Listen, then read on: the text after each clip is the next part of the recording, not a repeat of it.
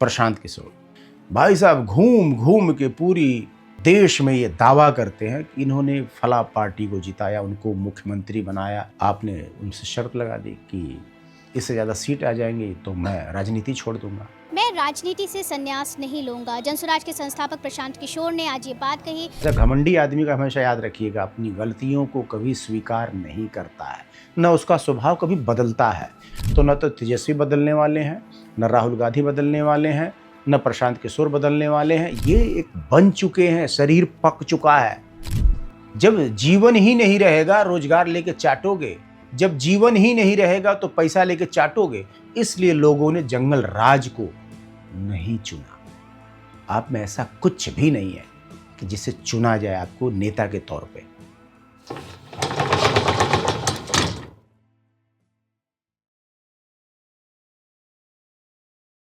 तो हेलो दोस्तों, नमस्कार, सत श्री अकाल, सलाम वालेकुम।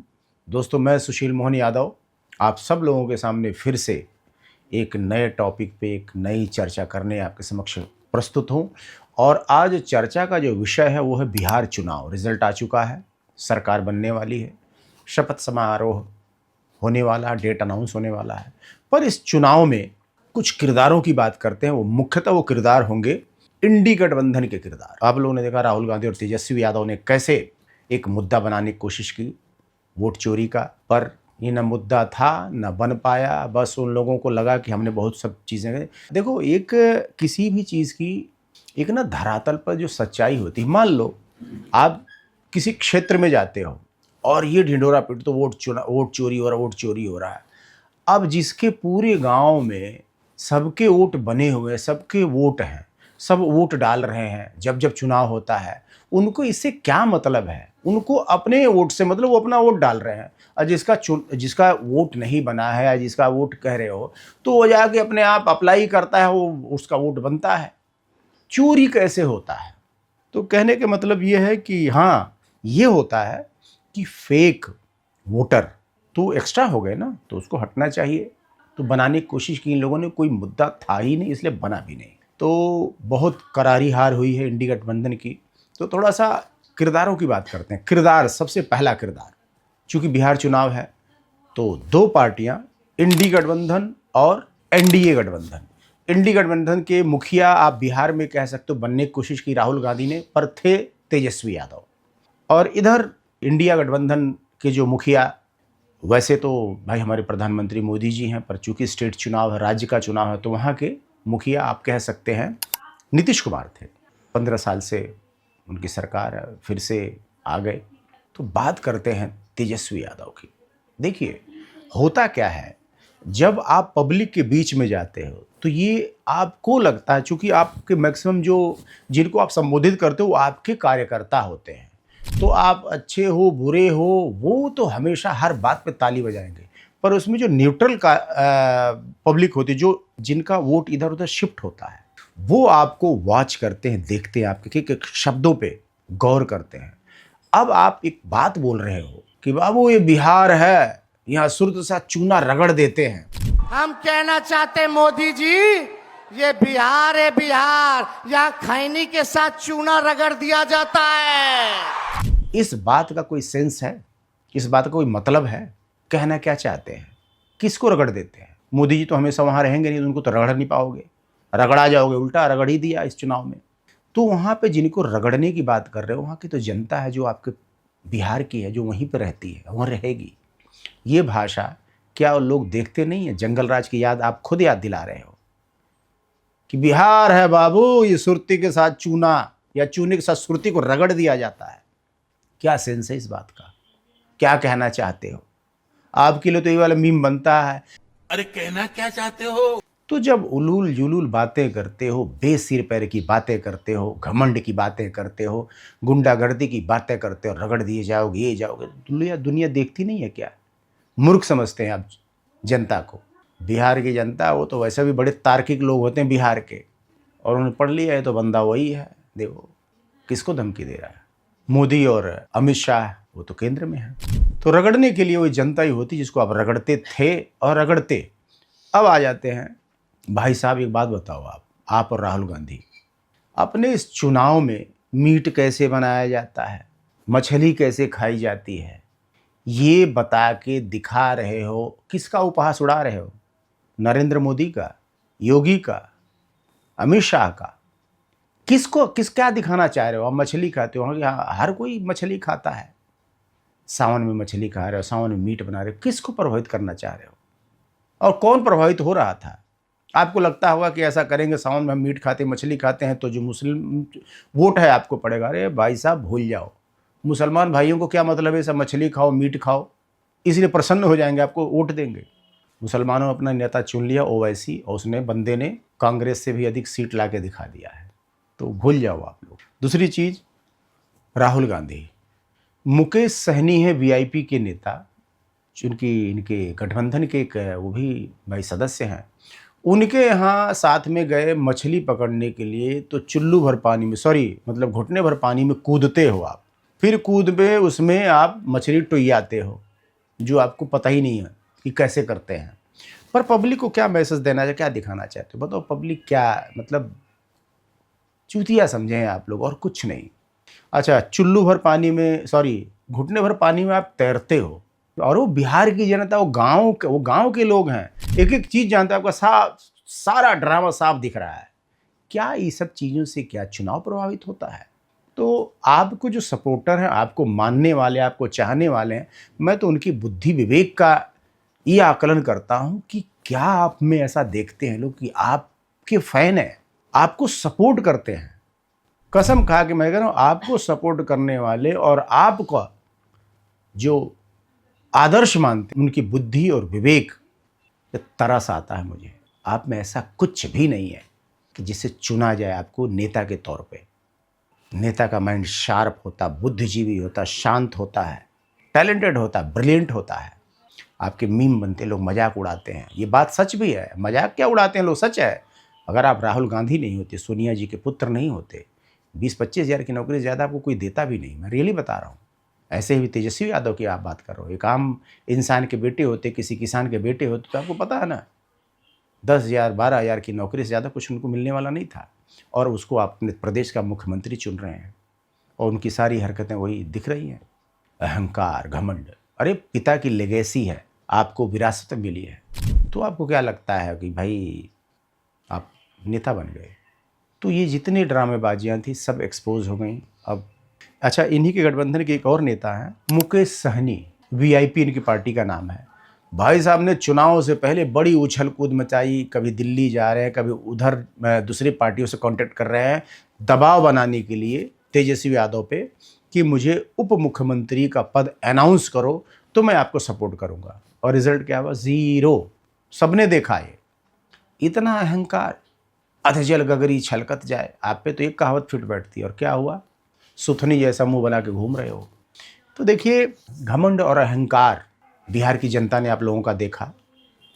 एक और नेता थे प्रशांत किशोर, भाई साहब घूम घूम के पूरी देश में ये दावा करते हैं कि इन्होंने फला पार्टी को जिताया, उनको मुख्यमंत्री बनाया, उनको प्रधानमंत्री बनाया। अहंकार चरम पे था।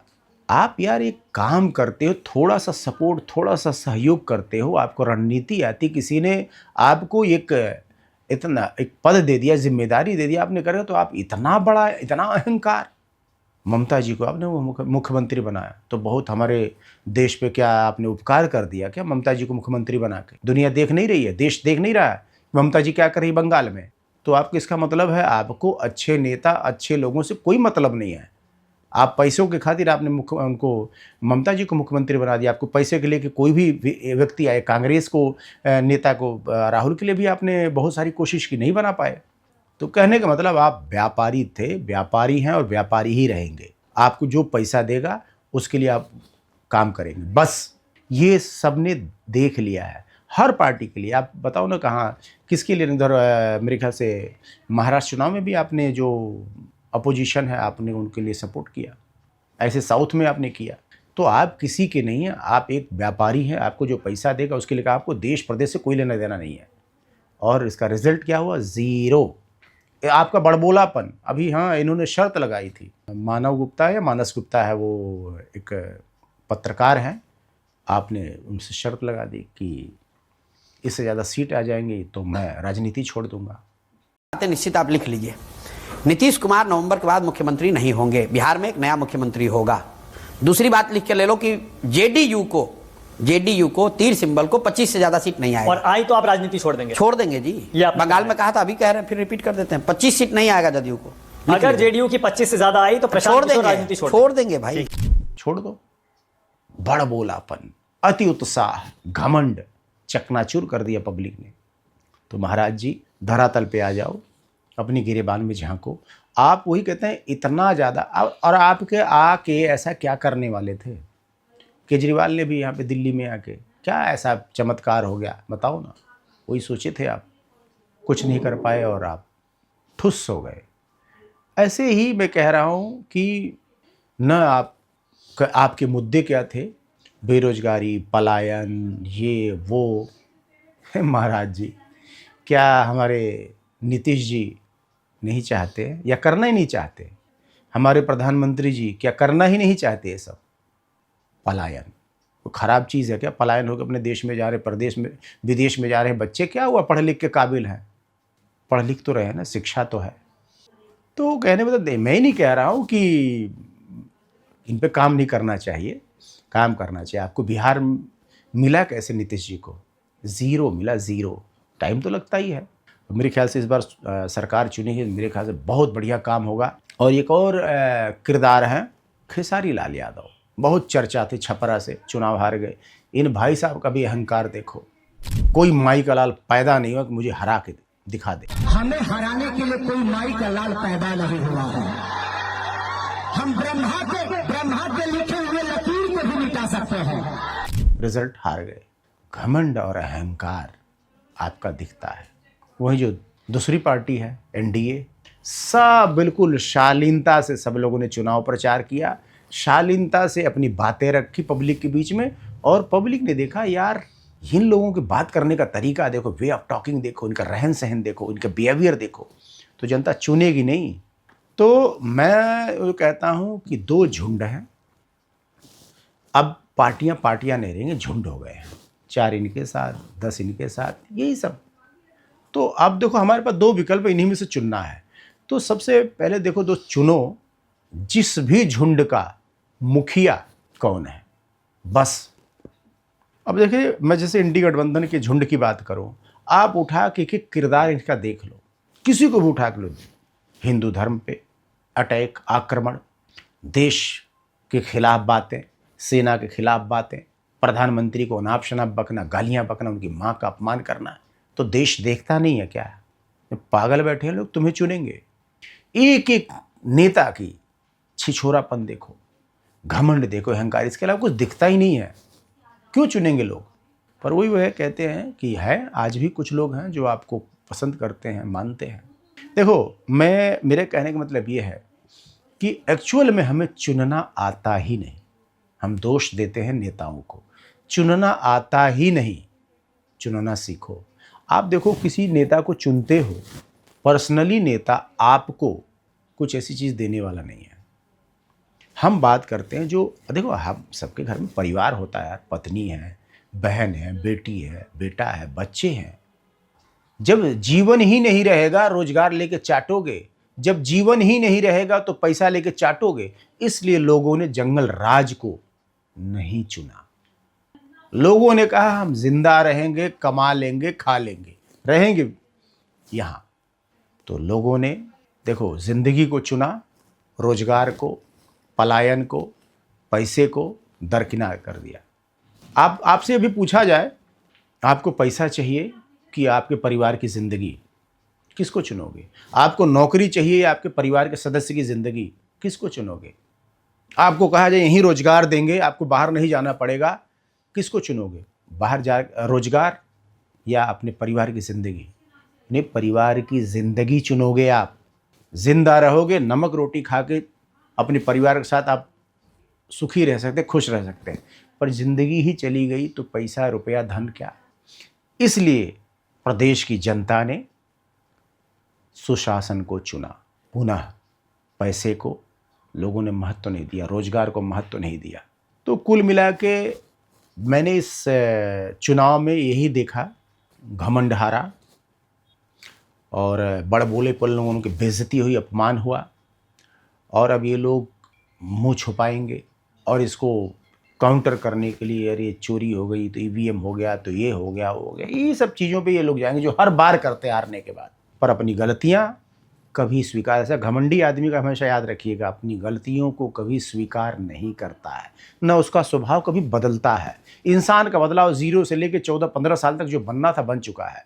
तो न तो तेजस्वी बदलने वाले हैं, न राहुल गांधी बदलने वाले हैं, न मुकेश सहनी बदलने वाले हैं, न प्रशांत किशोर बदलने वाले हैं। ये एक बन चुके हैं, शरीर पक चुका है, मेच्योर हो चुका है, अच्छाइयाँ बुराइयाँ जो भी घुस चुकी हैं इनके अंदर, ये कभी नहीं बदलेंगे। तो उधर ना मोदी बदलेंगे, ना योगी बदलेंगे, ना नीतीश कुमार बदलेंगे, वो भी नहीं बदलेंगे। अच्छे हैं तो अच्छे हैं, देश प्रेम है तो देश प्रेम है, अपने धर्म से प्रेम है तो प्रेम है, खुला बोलते हैं, डिप्लोमेसी नहीं। अब मुस्लिम भाइयों की एक बात कहूँगा कि यार आप लोग ऐसे लोगों को क्यों चुनते हो जो अपने धर्म के ही नहीं हैं? आपको ऐसा क्या चमत्कार लगता है और आपको ऐसा क्या मिलता है, आप बता दो।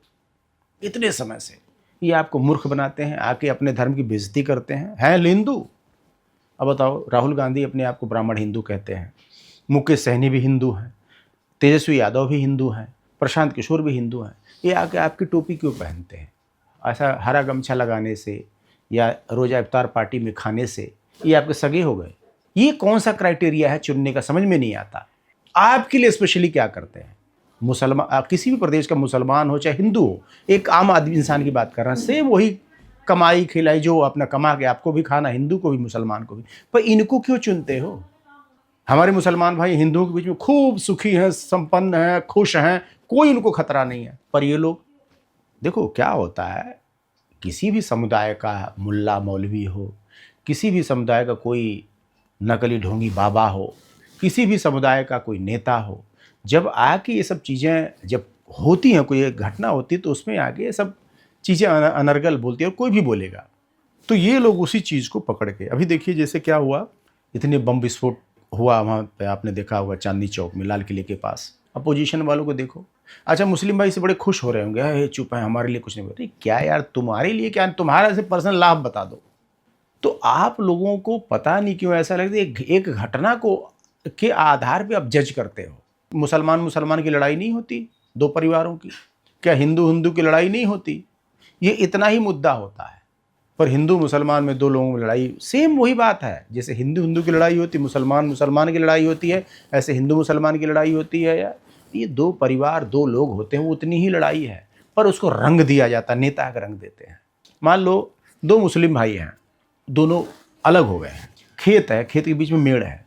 अब दोनों भाइयों में से एक भाई कोई आके मेड़ काट रहा है एक खेत का, तो दूसरा मुसलमान भाई लड़ेगा, लड़ाई झगड़ा होगा, बातचीत होगी, तो वो बात नॉर्मल है। पर वही मेड़ अगर कोई एक हिंदू का हो और एक मुसलमान का हो, लड़ाई होती है, नेता का रंग देते हिंदू मुसलमान। अच्छा वो दूसरा वाला पक्ष बोल भी देता है, अरे हिंदुओं ने मार दिया, या अरे मुसलमानों ने मार दिया। अरे वो तुम्हारा झगड़ा पर्सनल झगड़ा है यार, राजनीतिक ग्रुप हिंदू मुसलमान के ऐसे बनता है। तो मैं मुसलमान भाइयों से भी अपील करूंगा कि आप लोग इनको इस आधार पर मत चुनो कि कोई ऐसी घटना होती है जिसमें मुस्लिम लोग इन्वॉल्व होते हैं तो ये लोग जो है रिएक्ट नहीं करते, तो आप इसमें खुश क्यों होते हो? तो कहने का मतलब ये है कि आप इससे अगर प्रसन्न होते हो, खुश होते, तो ये लोग बार बार वही करते हैं। नहीं भी जहाँ मुद्दा हो तो क्रिएट करेंगे आपका वोट पाने के लिए, पर आपको लाभ क्या मिलता मुझे बता दो। आप इसमें खुश क्यों होते हो? ये तो है हिंदू, है तो हिंदू ही तेजस्वी यादव चाहे ममता बनर्जी। अगर भाई आपका सपोर्टर, तो मैं तब कहूँ जब ये जो है कलमा पढ़ लें और अनाउंस कर दें कि मुसलमान हैं, तब तो हम कहें कि बहुत बढ़िया, आपके हितैषी हैं, इन्होंने अब आपका जो है धर्म कबूल कर लिया और अभी आपके लिए काम करेंगे। तो मैं मुस्लिम भाइयों से भी कहूँगा, इस आधार पे आप किसी को मत चुनो। दो झुंड है, अच्छा सा एक झुंड देखो जिसमें जो देश के लिए काम करता हो, क्योंकि आपको इस देश में रहना है, इस प्रदेश में रहना है, जो आपके लिए सड़क बढ़िया बनाता हो, जो आपकी शिक्षा की बात करता हो, जो हॉस्पिटल की बात करता हो, जो रोजगार की बात करता हो, बात नहीं करता हो, क्रिएट करता हो। बात तो देखो हर कोई बात ही करना होगा तो इंडी गठबंधन वाले भी करते हैं, पर कथनी और करनी में फ़र्क आप देखो। आज देश कहाँ से कहाँ पहुँचा दिया इन 10 सालों में, 15 सालों में। याद करो 2014 की बात है, पहले का भारत और 2014 के बाद का भारत, आज 10 साल में इतना बदलाव, इतना परिवर्तन। विदेश नीति हमारे, मुझे याद है हमारे गांव में ही हमारे यार दोस्त हम लोग, अति गरीबी थी, खाने को किसी को नहीं था, और आज गांव में जाके देख लो किसका पेट नहीं भरता है। ये चूँकि विकास और बदलाव इतनी स्लो प्रक्रिया होती है कि हमें उसका पता नहीं लगता, हमें लगता है अरे हम तो वैसे ही हैं। ऐसा नहीं है। आप गांव में चले जाओ, लगभग हर किसी का घर जो है पक्का मकान है, लगभग। जो थोड़े बहुत अति गरीब है, जिनके आगे पीछे कोई नहीं, तो उसके लिए सरकार अपना मदद करती है। तमाम तरह के योजनाएं हैं, इस पर ध्यान रखती है सरकार। शौचालय जैसी सुविधा, कहते हो क्या करते हो, याद करो यार। तो इसलिए थोड़ा सा विचार करके हमें चुनना आना चाहिए, चुनना सीखो। तो मेरा इस विषय पे आज सिर्फ इतना ही बोलना था। मैं आप लोगों से ही अपील करूँगा कि आपको जिसको भी चुने, काम के आधार पे, विचार के आधार पे उलूल जुलूल हरकतें देख के आप मत चुनिए। और हमारे प्रदेश की जनता आज, बिहार की, काम के आधार पे, परफॉर्मेंस के आधार पे आज हमारे प्रदेश की जनता ने, हमारे बिहार की जनता ने चुनाव किया है। चुनाव संपन्न हुआ और बहुत जल्दी ही फिर से आप अपने नई सरकार आपके लिए काम करेगी। थोड़ा सा आप लोगों से एक विनती करना चाहूँगा। मैं कुछ बातें अपनी रखता हूँ, मैं देखता हूँ कुछ लोग मुझे अप्रिशिएट भी करते हैं। तो अगर मेरी वीडियो अच्छी लगे तो देखिए उसमें ना सब्सक्राइब कर लीजिए, एक बेल आइकॉन है उसको भी पुश कर दीजिए, और कमेंट करके अच्छा बुरा कुछ भी कह सकते हैं आप, कहिए, अपने कुछ नए विचार भी रखिए। तो मैं बड़ा आभारी रहूँगा आपका, आप सब लोगों का मेरा वीडियो देखने के लिए, मुझे सब्सक्राइब करने के लिए और मुझे सपोर्ट करने के लिए आप सब लोगों का बहुत बहुत धन्यवाद। आपका दिन शुभ हो, आपकी रातें शुभ हो, आपकी सुबह शुभ हो। धन्यवाद।